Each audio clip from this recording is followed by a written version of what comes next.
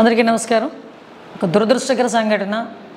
Golthi Gitanjali YSRCP social media కార్యకర్త అనుమానాస్పదంగా చనిపోయిందని ఒకసారి, హత్య కావింపబడిందని ఒకసారి, ఆత్మహత్య చేసుకుందని ఒకసారి, ఆ ఆత్మహత్యకి కారణం తెలుగుదేశం పార్టీ అని ఒకసారి, ఓవరాల్గా చెప్పాలంటే ఆ ఆడపిల్ల చావు మీద కూడా రాజకీయం చేసేయటానికి సిద్ధపడ్డ సైకో జగన్మోహన్ రెడ్డి నిజంగా ఎంతకైనా దిగజారుతాడు అని చెప్పడానికి ఇది ఒక ఉదాహరణగా చెప్పొచ్చు.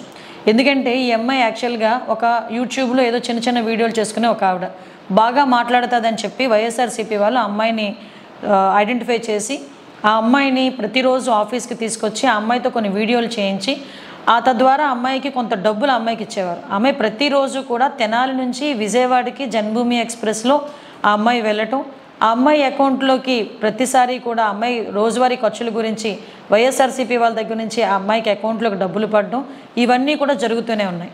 అయితే రీసెంట్గా ఆ అమ్మాయి ప్రమాదవశాత్తు చనిపోయిందా లేకపోతే ఆత్మహత్య చేసుకుందా ఇలాంటివన్నీ కూడా మనం పక్కన పెడితే ఆ అమ్మాయి చనిపోవడం అనేది చాలా దురదృష్టకరం. ఎందుకనంటే ఆ రోజు ఆ అమ్మాయి మాట్లాడేటప్పుడు కూడా వీళ్ళేం మాట్లాడితే తెలుగుదేశం పార్టీ వాళ్ళ వల్లే చనిపోయింది, తెలుగుదేశం పార్టీ వాళ్ళు చేసిన ట్రోల్స్ వల్లే చనిపోయింది అని 4 రోజుల తర్వాత వాళ్ళ భర్త చేత ఒక కంప్లైంట్ ఇప్పించడం జరిగింది. యాక్చువల్గా ఆ అమ్మాయి 7th చనిపోయింది, 7వ తారీఖున చనిపోతే 7వ తారీఖున చనిపోయేటప్పుడు కూడా ఆ అమ్మాయితో 2 వ్యక్తులు తెనాలి రైల్వే స్టేషన్లో ఉన్నారు. ఎవరు వాళ్ళిద్దరు? ఎందుకు ఈ రోజు వరకు వాళ్ళని ఐడెంటిఫై చేయలేకపోతున్నారు? అసలు ఎందుకు సీసీ ఫుటేజెస్ చూసి ఆ 2 పేర్లు ఎందుకు బయటపెట్టలేకపోతున్నారు? అది ఒక ఎత్తు అయితే, చనిపోయిన తర్వాత అన్ఐడెంటిఫైడ్ బాడీ కింద 2 రోజులు ఆ అమ్మాయిని ఎందుకు హాస్పిటల్లోనే ఉంచాల్సి వచ్చింది?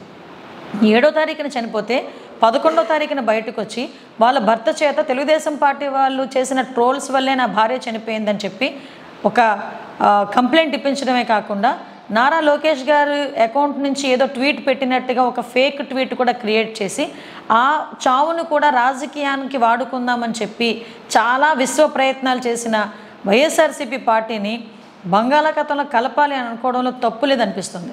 ఎందుకంటే ఒక ఆడపిల్లండి మీ గురించి కష్టపడింది. ఆ అమ్మాయి అనుమానాస్పదంగా చనిపోయిందా లేకపోతే ఎలా చనిపోయిందన్న సంగతి పోలీస్ ఎంక్వైరీలో తెలియాలి.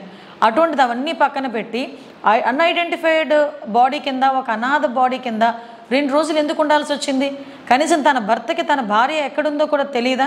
తన భార్య ఎక్కడుందో తెలిసినప్పుడు ఆ రోజే వచ్చి అమ్మాయి బాడీని తీసుకొని తర్వాత పోలీస్ స్టేషన్లో కంప్లైంట్ ఇవ్వచ్చు కదా. ఎందుకు ఇవన్నీ జరగలేదు? మళ్ళీ ఇంకొకటి ఏంటంటే, మాట్లాడితే అటువంటి ఆడపిల్లల చేత తప్పుడు వీడియోలు చేయించడం అనేది వైఎస్ఆర్సీపీ తప్పు. ఆ అమ్మాయికి ఉన్నది 8 సంవత్సరాల పిల్లోడు. 8 సంవత్సరాల పిల్లోడికి 5 సంవత్సరాల నుంచి అమ్మఒడి ఎలా వస్తుందండి? ఇలాంటివన్నీ కూడా ఎవరైనా మాట్లాడితే ట్రోల్ చేశారని చెప్పి విపరీతంగా మాట్లాడతారు. మేమేమంటున్నామంటే, ఆ అమ్మాయిని చావుని అనవసరంగా మీరు దాన్ని రాజకీయం చేయడానికి ప్రయత్నించి ఆ పిల్ల చావు విషయంలోని కూడా మీరు రాజకీయ లబ్ధి, ఆ గీతాంజలి చావు విషయంలో కూడా రాజకీయ లబ్ధి పొందడానికి మాత్రమే మీరు చేస్తున్న దీన్ని ఏమనాలంటే దౌర్భాగ్యం అనాలి ఈ రోజుల్లో. ఎందుకంటే జగన్మోహన్ రెడ్డికి సవాల్తో రాజకీయం చేయడం బాగా అలవాటు. ఎందుకంటే ఆ రోజు వివేకానంద రెడ్డి గారిని హత్య చేయించి ఆ హత్యను బేస్ చేసుకొని ఆ రోజు శవరాజకీయం చేశాడు. కోడికత్తి నెపంతో ఆ రోజు ఇలా కోడికత్తిలా చిన్నది ఏదో గీయించుకొని దాంతో రాజకీయం చేశారు. ఈరోజు ఏమీ దొరక్క ఒక ఆడపిల్ల చావును కూడా రాజకీయం చేయడానికి ఆ బురదను తీసుకొచ్చి తెలుగుదేశం పార్టీ మీద రుద్దడానికి విపరీతమైన ప్రయత్నాలు చేస్తున్నారు.